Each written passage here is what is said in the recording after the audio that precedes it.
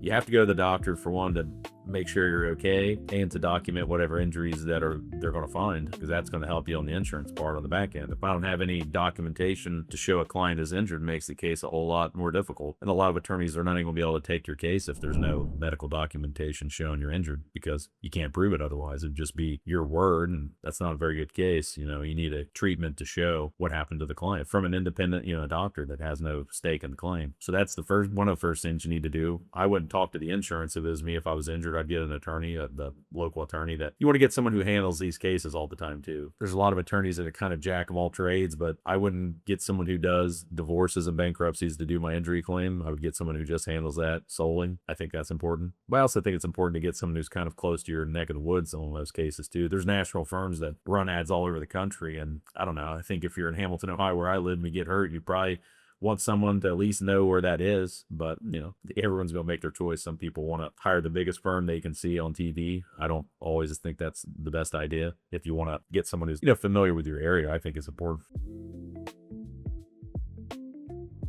I usually would call the lawyer first. Typically what ends up happening, you have two claims at least. So you'll have a claim for your property damage. Typically a person can handle that part without an attorney, because there's not as much to argue about. If the car's totaled and it's a 2020 Chevy Equinox, there's a value on that you can ascertain. An attorney's not going to be able to take that to court and make it worth more. Where on a torn rotator cuff is much more complicated.